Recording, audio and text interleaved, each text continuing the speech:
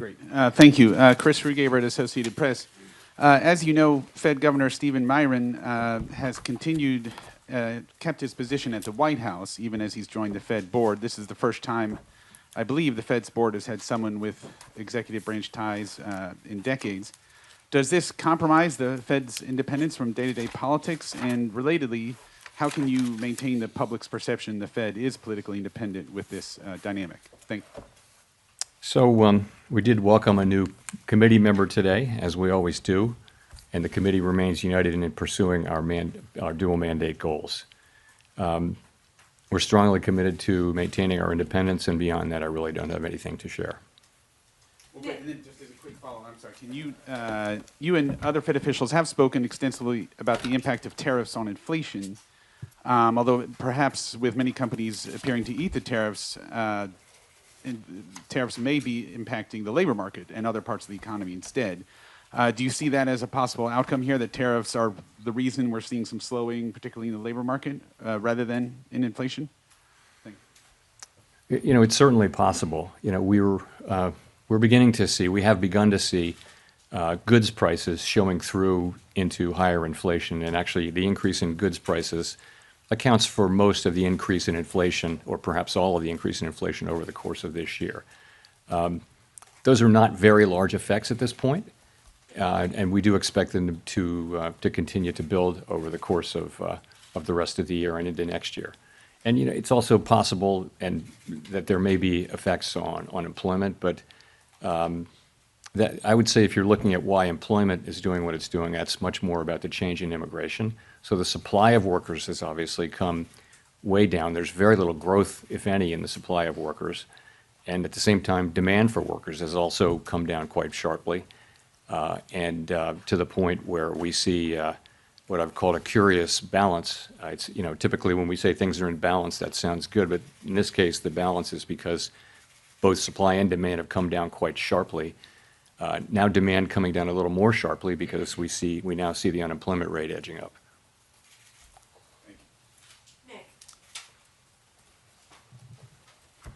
Nick Timmeros of the Wall Street Journal.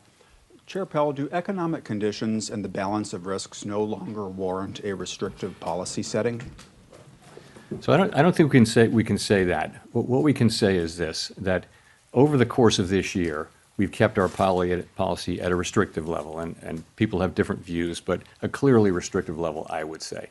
So, and we were able to do that over the course of this year because the labor market was in very solid condition with strong job creation and all those things. I think if you go back to April and now look at the revised job creation numbers for May, June, July, and August, I can no longer say that. So what that means is that the risks were clearly tilted toward inflation. I would say they're moving toward equality. Maybe they're not quite out of equality. We don't need to know that. But we do know that they've moved meaningfully toward greater equality, the risks between the two goals, and that suggests that we should be moving in the direction of neutral, and that's what we did today. Under what circumstances would a larger than 25 basis points rate cut be warranted, and how seriously was that option entertained at your meeting this week? There wasn't widespread support at all for a 50 basis point cut today. You know, I think we've done very large rate hikes and very large rate cuts in the last 5 years, and you tend to do those at a time when you feel that policy is out of place and needs to move quickly to a new place. That's not at all what I feel certainly now. I feel like our policy has been doing the right thing so far this year. I think we were right to wait and see how tariffs and inflation and the labor market evolved. I think we're now reacting to the much lower level of job creation and other evidence of softening in the labor market, and saying, well, those risks are maybe not fully balanced, but moving in the direction of balance now, and so that warrants a change in policy. Colby Smith with the New York Times. Should we be viewing today's cut as the committee taking out some insurance against the possibility that the labor market is at risk of weakening, or is it the committee's view that the dynamics of a downturn are already in place? I guess I'm just trying to square the shift in the rate forecast in the SEP towards more cuts than just 3 months ago, with the fact that the forecast for unemployment didn't change. Yeah, I think you could think of this in a way as a risk management cut, because if you look at the SEP, actually, the projections for growth this year and next actually ticked up just a little bit, and inflation and unemployment didn't really move much. So what's different now? What's different now is that you see a very different picture of the risks to the labor market. You've seen, we were looking at 150,000 jobs a month at the time of the last meeting, and now we see the revisions and we see the new numbers. And I don't want to put too much emphasis on payroll job creation, but it's just one of the things that suggests that the labor market is really cooling off. And that tells you that it's time to take that into account in our policy. So just looking at the SEP, once again, the median participant has inflation higher than previously expected by the end of next year, and the Fed not getting back to the 2% target until 2028. So I guess I'm just wondering how you characterize the risk to price pressures of kicking off a series of cuts at this point. Yeah, so I would look at it this way. We fully understand and appreciate that we need to remain fully committed to restoring 2% inflation on a sustained basis, and we will do that. At the same time, we've got to weigh the risks to the two goals. And I would say since April, to me, the risks of higher and more persistent inflation have probably become a little less. And that's partly because the labor market has softened, GDP growth has slowed. So I would just say that the risks there have been less than one might think. And in terms of the labor market, what we're seeing is unemployment is still low. It's still a relatively low rate, but we're seeing downside risks.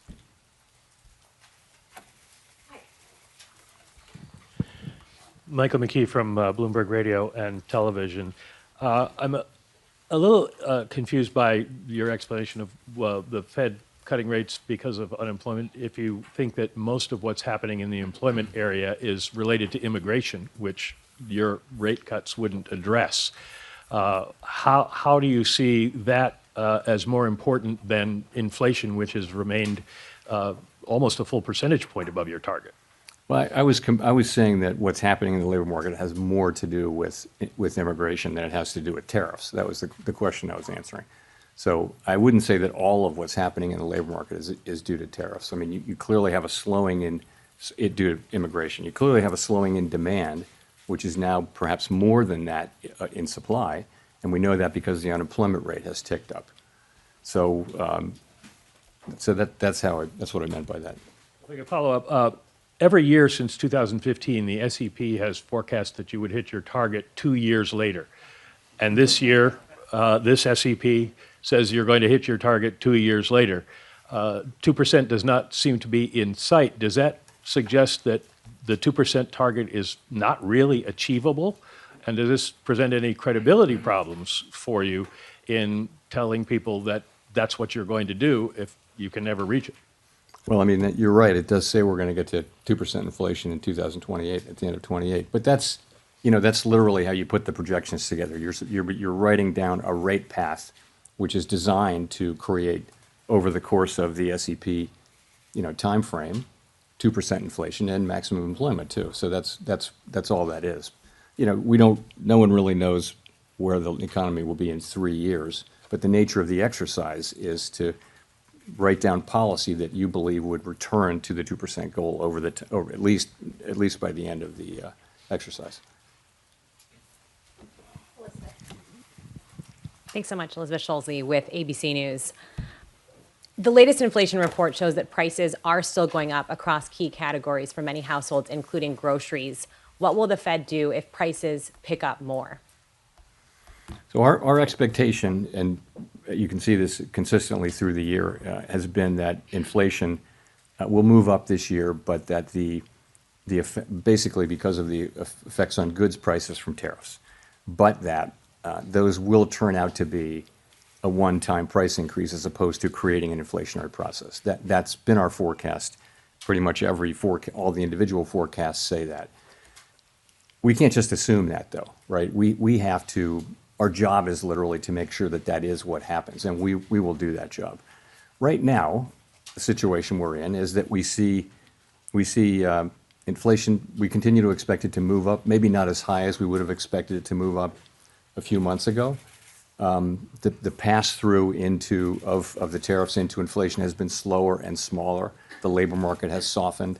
So the case for there being a persistent inflation outbreak is less. And so that's why we think it's time for us really to acknowledge that the risks to the other mandate have grown and that we should move in the direction of neutral. So what will we do? We'll do what we need to do, but we have two mandates and we try to balance them. For a long time, our framework says that when our two goals are in tension, and this is quite an unusual situation, how do we decide what to do? Because our tools can't do two things at once. What we do is we ask which is farther from, how far is each from the goal and how long is it expected to get to the goal? So, and then we think about those things and we see, as I mentioned, our policy had been really skewed toward inflation for a long time, really. Now we see that there's downside risk clearly in the labor market, and so we're moving in the direction of more neutral policy. How concerned are you about the slowdown in the jobs market for households at home, especially younger Americans struggling to land a job?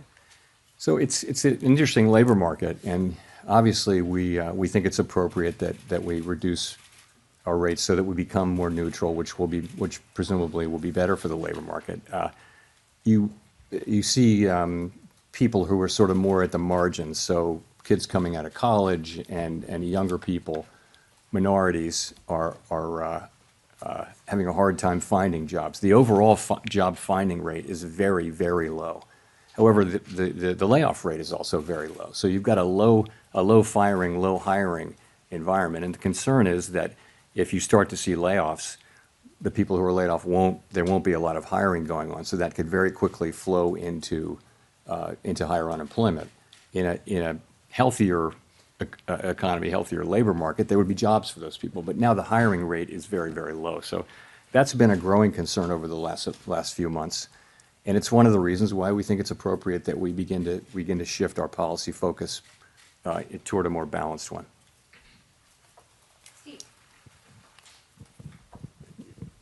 Steve Leisman, CNBC. Mr. Chair, in the past, during rate cuts, you used the word recalibration. And I wonder if you pointedly did not use it this time. And in fact, when you said policy is not on a preset course, did you mean that as sort of the opposite of recalibration? Are we meeting to meeting, data point by data point? Are we in the process here of getting back to neutral? Thank you.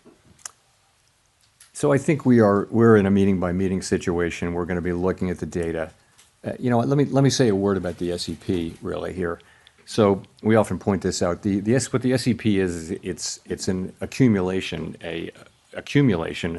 of the individual projections of 19 people, showing what they believe at a particular moment in time to be the most likely path for the economy and thus the appropriate path for monetary policy as well. And as you know, we don't debate or try to agree on what that is. We just write them down and accumulate them. We do sometimes discuss them. And so we always say we're not on a preset path, and we really mean that. The actual decisions we make are going to be based on the incoming data, the evolving outlook, and the balance of risks at the time the decisions are actually made. So you will have seen that we have 10 participants out of 19 who wrote down 2 or more cuts for the remainder of the year, and 9 who wrote down fewer than, in fact, in a good number of cases, no more cuts. So rather than looking at this as certainty, I would encourage people, as always, to look at the SEP as through the lens of probability. And so there are different possible outcomes and likelihoods rather than this one is certain and this one isn't happening. So that's what I would say. Thank you for getting to my follow-up question, which was, is the dispersion in the outlook a sign of uncertainty of policy in the meetings to come? Thank you. You know, it is such an unusual situation. Ordinarily, when the labor market is weak, inflation is low. And when the labor market is really strong, that's when you got to be careful about inflation. So we have a situation where we have two-sided risk. And that means there's no risk-free path.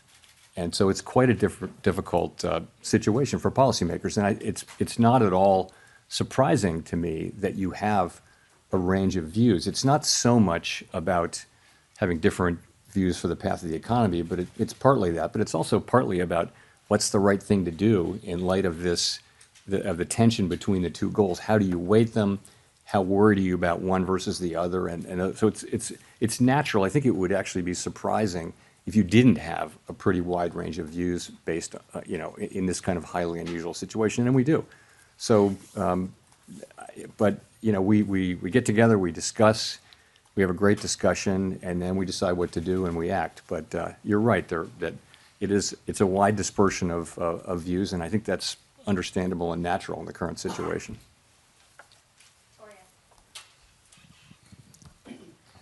Hi, Victoria Guida with Politico.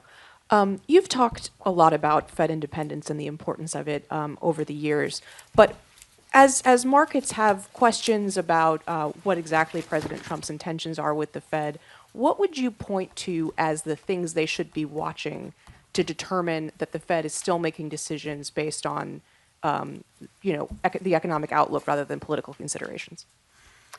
Look, it's deeply in our culture to do our work based on the incoming data and never consider anything else. That's just, everybody who's at the Fed really feels strongly about that way. So, you'll know it by the way we talk about what we're doing, by the speeches that people give, by the decisions that we make. You'll know that we're just still going to do that. That's all we do. And we don't frame these questions at all or see them in terms of political outcomes. I think when you get to another part of Washington, everything is seen through the lens of, does it help or hurt this political party, this politician? That's the framework. And I think people find it hard to believe that that is not at all the way we think about things at the Fed. We're taking a longer perspective. We're trying to, serve the American people as best we can. So I think you would be able to tell. I don't believe we'll ever get to that place. I would say we're doing our work exactly as we always have now, and people they're making their arguments, and we're having really a great discussion around these challenging issues. So, Do you see the court case around Lisa Cook as being related to questions of Fed independence? I see it as a court case that it would be inappropriate for me to comment on. Thanks, Mr. Chairman. Edward Lawrence from Fox Business. So we saw the preliminary benchmark revisions down 911,000. The revisions for June were the first negative revisions we've seen since December of 2020. How can the Fed base important decisions on rate and what to do with the interest rates on data that seems to be, as you've called it in the past, noisy? So on the QCEW, the revision that we saw was almost exactly what we expected.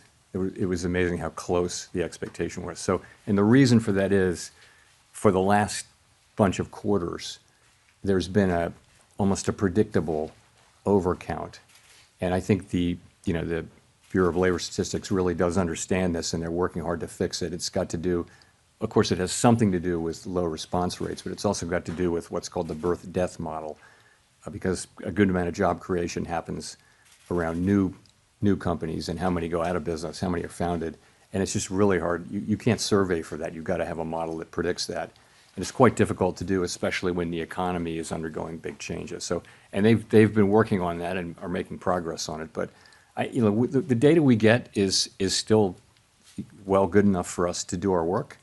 To the extent we have issues around data right now, it's about low response rates. That's happened all over really. Response rates are just lower to surveys now, both in and out of the government.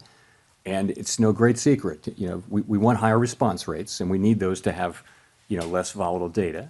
And the way to get that is to make sure that the agencies that collect the data have sufficient resources to drive higher response rates. It's not a complicated problem, but that's what it takes. It's not a mystery. That's what it takes. The other thing I'll say, Edward, is in the case of the job creation, the response rate is quite low for the first month, or lower for the first month. By the time you get to the second or third month, you're still collecting responses for that last month, for that prior month, and you get to the place where the data are much more reliable by the second and certainly the third month. So it's not that we don't get the data, it's just that we get it a little later. But for the benchmarks, if that holds, it's 51% of the jobs that we thought were there weren't really there. It shows a weaker job market coming into this year. If you had that information, would it have changed your mind related to where the interest rates should be? Should there have been a cut earlier? we have to live life looking through the windshield rather than the rearview mirror, as you know. And all I can tell you is we see where we are now, and we take appropriate action, and we took that appropriate action today. Thanks. Howard Schneider with Reuters. So, as you mentioned a minute ago, some margins of the job market would suggest that the slide's already happening. Black unemployment rate in August was above 7%, declining work week, difficulty among college graduates finding work, rising youth unemployment. Why do you think a quarter percentage point now is going to arrest that? Well, I didn't say that I thought a quarter point would make a huge difference to the economy, but you've got to look at the whole path of rates, right? And the market's has already been baking in expectations. I mean, our market works through expectations, right? So I think our policy path really does matter. And I think it's important that we use our tools to support the labor market when we do see signs like that. I did mention that, you see minorities, unemployment going up, you see younger people who are more vulnerable economically, more susceptible to economic cycles. That's one of the reasons, in addition to just overall lower payroll job creation, that shows you that at the margin, the labor market is weakening. I would also point to labor force participation. Some part of the significant decline in labor force participation over the last year has probably been cyclical in nature rather than just the usual aging process. So we put all those together, and we see that the labor market is softening, and we don't need it to soften anymore, don't want it to. So we use our tools, and it starts with a 25 basis point rate cut, but the market's also pricing in a rate path. I'm not blessing what the market's doing at all. I'm just saying it's not just one action. As a follow-up to that, the growth mix right now seems very concentrated in investment and on the consumer spending side in the higher income groups. Do you feel that that's an unsustainable mix for the economy moving forward? I wouldn't say that. I mean, you're right. Those are two. We're getting unusually large amounts of economic activity through the AI build out and corporate investment. I don't know how long that will go on. No one does. In terms of spending, you saw that the consumer spending numbers were well above expectations, and that may well be skewed toward higher earning consumers. There's a lot of anecdotal evidence to suggest that. Nonetheless, it's spending. So, I mean, I think the economy is moving along. Economic growth is going to be 1.5% or better this year, maybe a little better. Forecasts have been coming up, as you can see. So, labor market unemployment is low, but downside risks, but it's still a low unemployment rate. So, that's how we see it.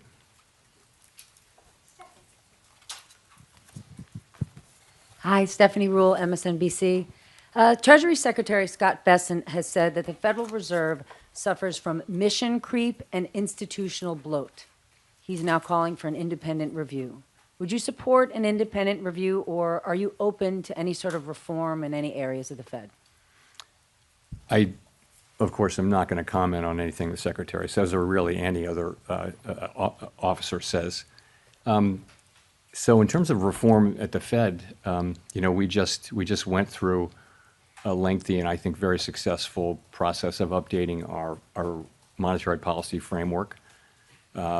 I would say there's a lot of work going on behind the scenes around the assets we have in the Federal Reserve System and at the board. Are they the right size? We're actually going through a 10% headcount reduction through the whole Fed, including the board and all the reserve banks. The employment at the Fed at the end of that will be basically at the same level it was more than 10 years ago. So we will have had zero job growth for more than a decade when we're finished with that, and I think we'll probably do more than that. So I think we're certainly open to constructive criticism and ways to do our jobs better. But not an independent review? We're certainly open to always trying to do better. Mr. Chairman, Neil Irwin with Axios. There's been some debate lately on whether AI is already starting to affect the labor market in terms of lower labor demand, higher productivity by contrast. Do you buy that? And if that is true, does that have implications for the monetary policy setting? So there's great uncertainty around that. I think my view, which is also a bit of a guess, but widely shared, I think, is that you are seeing some effects, but it's not the main thing driving it. And so particular focus on young people coming out of college. And yeah, there may be something there. It may be that companies or other institutions that have been hiring younger people right out of college are able to use AI more than they had in the past. That may be part of the story. It's also part of the story, though, that job creation more broadly has slowed down. The economy has slowed down, and so it's probably a number of things. But yeah, it's probably a factor. Hard to say how big it is.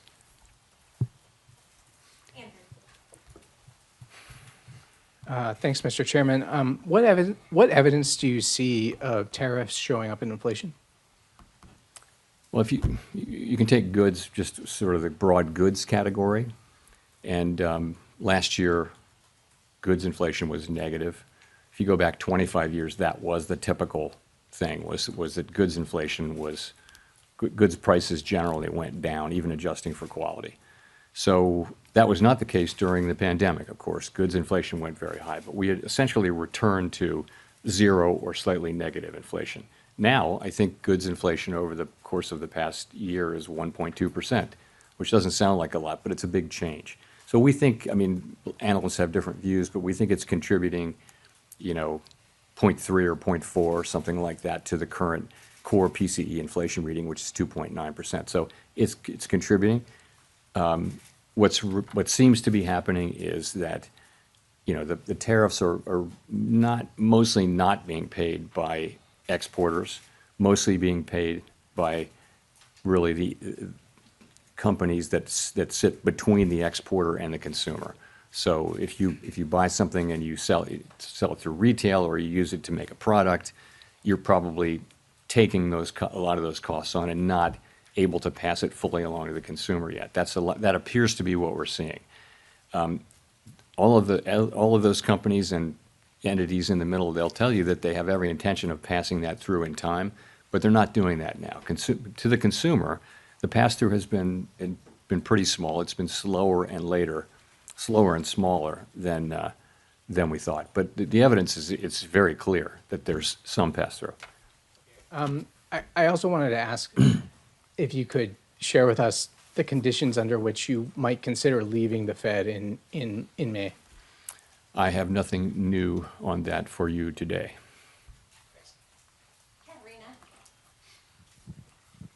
Hi, Katerina Saraiva with Bloomberg News.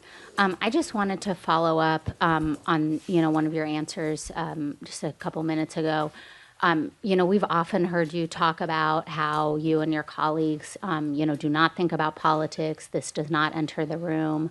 But one of your new colleagues does come from this world, right, where everything is seen through this framework of politics and of what party is being helped, and that person is still employed by the White House. How can markets and the public interpret some of his speeches, for example, and then some of, the forecasts that we see today? I mean, the median for this year was moved because of the introduction of his forecast. I'm talking about the number of rate cuts seen this year.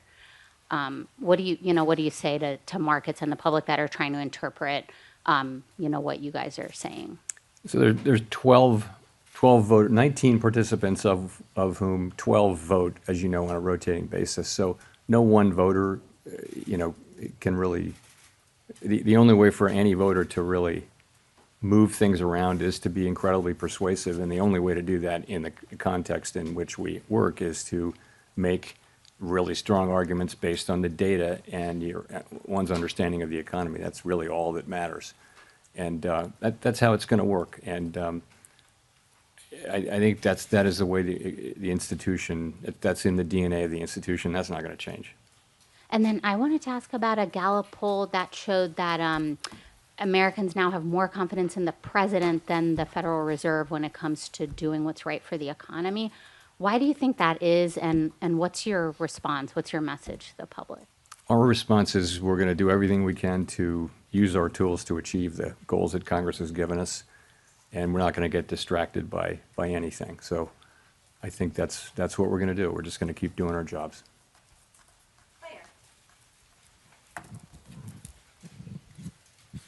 Claire Jones, Financial Times.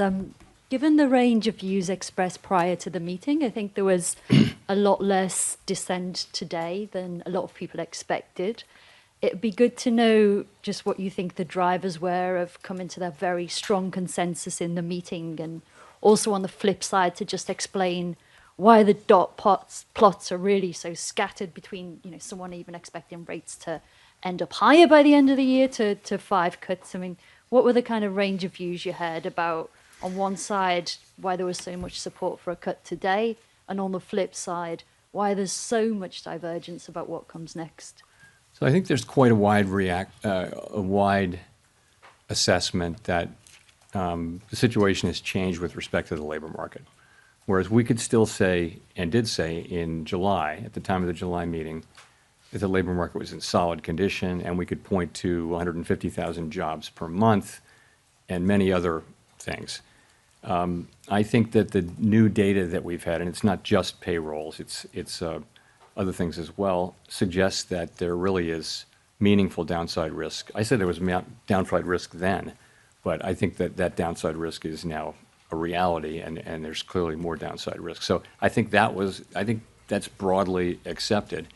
And so that meant different things for different people. Some wrote down, almost everyone wrote down, supported this cut, and some supported more cuts and some didn't, as you will see from the dot plot. So that's just the way it is. I mean, people have, you have people who take this work very seriously, think about it all the time, do their work, discuss it with our colleagues. We endlessly discuss this between ourselves, and then we have a meeting where we put it all out on the table, and this is what you get. And you're right, there's a range of views in the dots, and I think that's, like I said, very unsurprising given the quite unusual, historically unusual nature of the challenges that we face. But let's remember, though, the unemployment rate's 4.3%. The economy's growing at 1.5%. So it's not a bad economy or anything like that. We've seen much more challenging economic times. But from a policy standpoint, the standpoint of what we're trying to accomplish, it's challenging to know what to do. There are, as I mentioned earlier, there are no risk-free paths now. It's not incredibly obvious what to do. So we have to keep our eye on inflation. At the same time, we cannot ignore and must keep our eye on maximum employment, which is those are our two equal goals. And you will see that there's a range of views on what to do. Nonetheless, we came together today at the meeting and acted with a high degree of unity.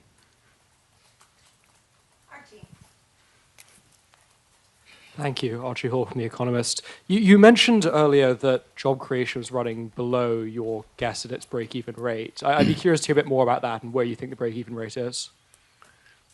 So there are many different ways to calculate it, and none of them is perfect. But it's clearly come way down. You could say it's somewhere between 0 and 50,000, and you'd be right or wrong. I mean, there's just many different ways to do it. So wherever it was, 150,000, 200,000 a few months ago, it's come down quite significantly. And that's because a very lower amount of people are joining the labor force. The labor force really not growing much at this point. And that's a lot of where the supply of labor was coming from over the last 2 or 3 years. So we're not getting that now. We've got much lower demand. It's interesting that supply and demand have really come down together so far, except now we do have unemployment ticking up just one tick outside of the range where it's been for a year. 4.3% is still a low level, but I think this speedy decline in both supply and demand has certainly gotten everyone's attention. follow-up, if I may. You mentioned the downside risk to employment a fair amount, but it's striking that measures of kind of activity and output for the third quarter, those that we have, seem pretty strong. The Atlanta Fed's GDP now is very strong. You mentioned strong PC numbers as well. How do you square those things? Is there a chance actually could be upside risk to the labor market if those activity measures are right? Well, that would be great. We'd love that to happen.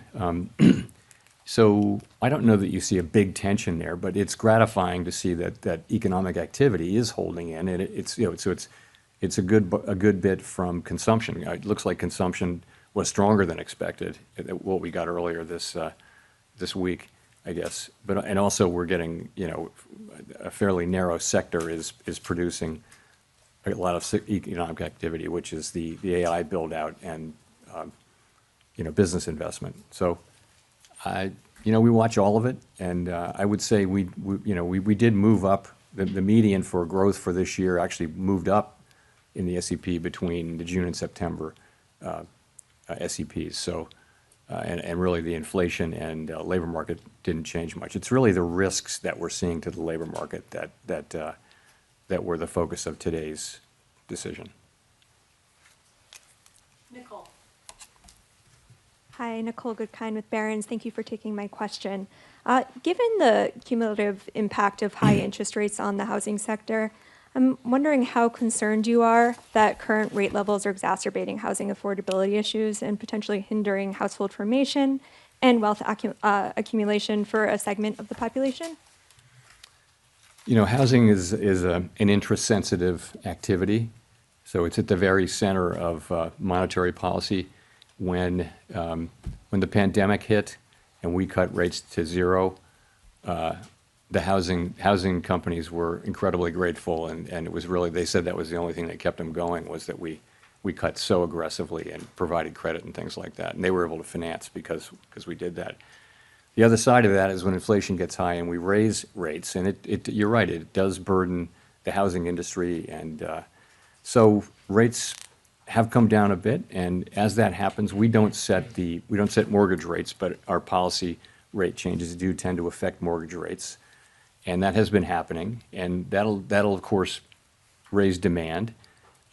Lower borrowing rates for builders will help will help supply, and so some of that should happen. I think most analysts think that it would have to be pretty big changes for it to matter a lot big changes in rates to matter a lot for the housing sector.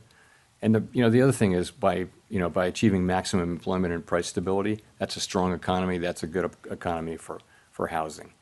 And then the last thing I'll say is, there's a deeper problem here. There's not a cyclical problem that the Fed can address, and that just is a pretty much nationwide housing shortage.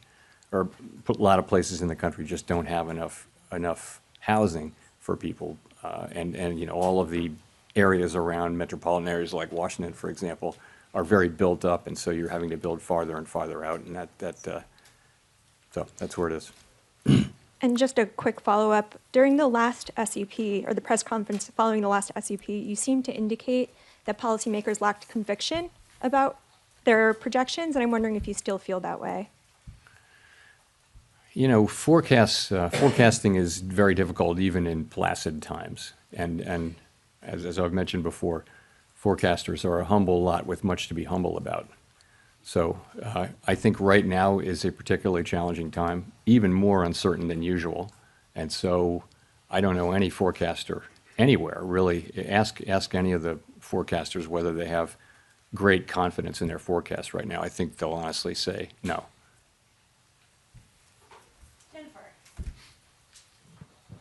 Thank you, Chair Powell. Jennifer Schonberger with Yahoo Finance. If you're cutting rates, why continue to reduce the size of your balance sheet, then pause the unwinding? Well, I think we're cutting the size of our balance sheet quite marginally now. As you know, with the balance sheet, we're still in an abundant reserves condition, and we've said that we would stop somewhat above an ample reserves level. That's where we are, and we're getting closer to that. We're monitoring it very carefully. We don't think that has at all significant macroeconomic effects. These are pretty small numbers moving around inside a giant economy. The level of runoff is not not very large. So I wouldn't attribute macroeconomic consequences to that at this point. And at his recent confirmation hearing, Stephen Myron brought up that the Fed actually has 3 mandates from Congress, not just jobs and stable prices, but also moderate long-term interest rates. So what does Congress mean by moderate long-term interest rates? How should we understand that when we see the 10-year Treasury moving?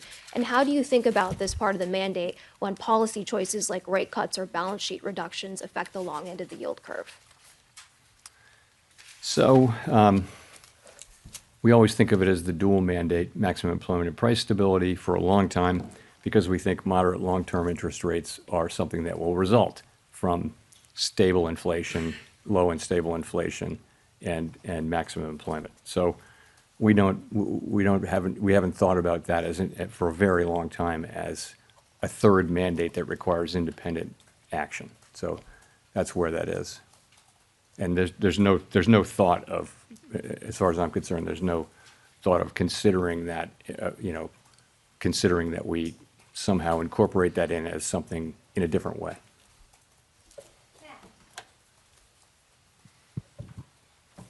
Thanks, Chair Powell. Matt Egan from CNN. We recently learned that average FICO credit scores are down this year by 2 points, the most since 2009 during the Great Recession, and delinquencies are high for car loans, personal loans, credit cards. How concerned, if at all, are you about the health of consumer finances, and do you expect today's cut will help? So, we're aware of that. I think default rates have been kind of ticking up, and we do watch that. They're not at a level, I don't believe they're at a level where overall they're terribly concerning, but it is something that we watch. Lower rates should support economic activity. I don't know that one rate cut will have, a visible effect on that, but over time, a strong economy with a strong labor market is what we're aiming for, and stable prices, so that should help. Just to follow up, this rate cut is coming at a time when the stock market is at or near all-time highs, and some valuation metrics are elevated historically. Is there a risk that cutting rates could overheat financial markets, potentially fueling a bubble? We're tightly focused on our goals, right? And our goals are maximum employment and price stability. And so we take the actions that we take with an eye on those goals. Separately, and that's why we did what we did today. Separately, we monitor financial stability very, very carefully. And, I would say it's a mixed picture, but households are in good shape, banks are in good shape. Overall, households are still in good shape in the aggregate. And I know that people at the lower end of the income spectrum are under pressure, obviously. But from a financial stability perspective, we monitor that picture. We don't have a view that there's a right or wrong level of asset prices for any particular financial asset, but we monitor the whole picture, really looking for structural vulnerabilities, and I would say those are not elevated right now. Jean, we'll go to you for the last question. Hi, Chair Powell. Jean Young with MNI Market News. I wanted to ask about inflation expectations. You've said the Fed can't take the stability of inflation expectations for granted. You mentioned at the short run they've gone up a little bit. I wonder if you can talk a bit about that. And then also at the long run, wondering, do you see evidence that the debate over Fed independence and the growing deficit is putting pressure on inflation expectations? So as you said, shorter-term inflation expectations have tended to respond to near-term inflation. So if inflation goes up, inflation expectations will predict that it takes just a little while to get back down. Fortunately, throughout this period, longer-term inflation expectations, both break even in the markets, and almost all of the longer-term surveys, Michigan being a bit of an outlier lately, have been just rock solid in terms of running at levels that are consistent with 2% inflation over time. So we don't take that for granted. We actually assume that our actions have a real effect on that, and that we need to continually show and also discuss our commitment to 2% inflation. And so you'll hear us doing that. But we're, as I mentioned, it's a difficult situation because we have We have risks that are both affecting the labor market and inflation. Those are our two goals, and so we have to balance those two. When they're both at risk, we have to balance them, and that's really what we're trying to do. I don't. Your latter part of your question was about independence. I don't see market participants. I don't see that that's something they're factoring in right now in terms of setting interest rates. Thanks very much.